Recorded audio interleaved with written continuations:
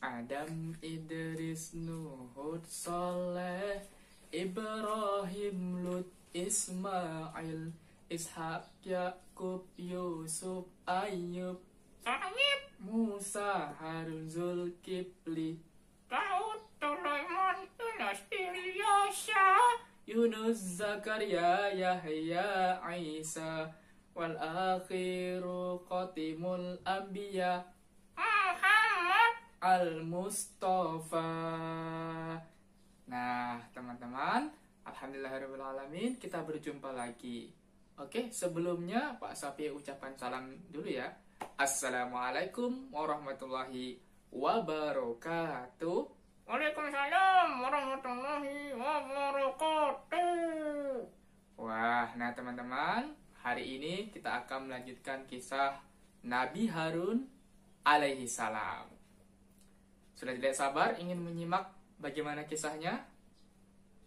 Topa, apakah mau menyimak kisah Nabi Harun?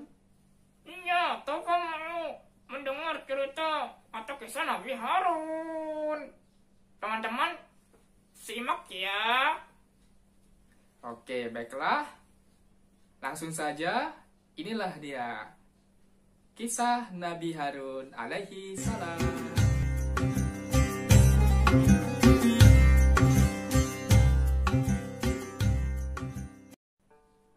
Pada suatu hari, ada seorang nabi yang kemudian dikenal dengan Nabi Harun alaihi salam. Nah, teman-teman, ternyata Nabi Harun alaihi salam adalah saudara dari Nabi Musa alaihi salam, teman-teman. Nah, Nabi Harun ini selalu membantu dakwah dari Nabi Musa alaihi salam. Nah, masih ingat cerita tentang Raja Fir'aun minggu kemarin? Nah, ternyata dalam kisah Nabi Musa alaihi salam melawan Raja Fir'aun, di situ ada saudaranya bernama Nabi Harun alaihi salam. Nabi Harun alaihi salam selalu menemani Musa bahkan ketika bertemu dengan Raja Fir'aun. Nah, teman-teman, selain membantu Musa dalam berdakwah, dia juga membantu Musa untuk membimbing Bani Israel. Pada suatu hari, Nabi Musa alaihi salam mau pergi untuk menerima wahyu di Bukit Tursina. Nabi Musa kemudian menyerahkan tugas untuk membimbing Bani Israel pada waktu itu kepada saudaranya, yaitu Nabi Harun alaihi salam.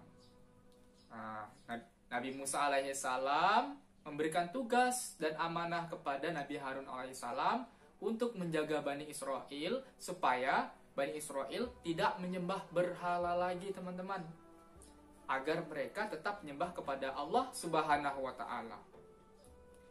Akhirnya Nabi Musa pergi untuk menerima wahyu. Ketika ditinggal Nabi Musa selama 40 hari, ya, ternyata orang-orang Bani Israel sudah tidak sabaran, teman-teman. Bahkan Nabi Harun selalu menasihati mereka. Pada suatu hari, ada seseorang yang bernama Samiri. Samiri ini datang ke orang-orang lalu mempengaruhi orang-orang Bani Israel supaya menyembah berhala lagi. Kemudian Samiri membuat sebuah patung lembu terbuat dari emas, yang dimana patung lembu ini diberi lubang agar ketika kena angin ia bersuara, teman-teman. Nah, lalu orang-orang Bani Israel pun takjub melihat patung lembu yang terbuat dari emas itu bersuara. Akhirnya mereka terpengaruh oleh ajarannya dari Samiri yang sesat itu, teman-teman. Akhirnya Bani Israel kembali menyembah berhala. Karena pada waktu itu keimanan mereka lemah, teman-teman. Lalu Harun melihat kejadian itu. Harun pun menegur orang-orang Bani Israel itu. Kenapa engkau melakukan hal yang bodoh ini? Padahal engkau sudah diperintahkan oleh Musa untuk menyembah kepada Allah Subhanahu wa Ta'ala. Kenapa engkau melakukan tindakan ini? Kata Harun. Namun lagi-lagi Bani Israel yang sudah terpengaruh dan menjadi keras hatinya tidak memperdulikan kata-kata dari Nabi Harun alaihi salam. Nabi Harun pun sedih, teman-teman.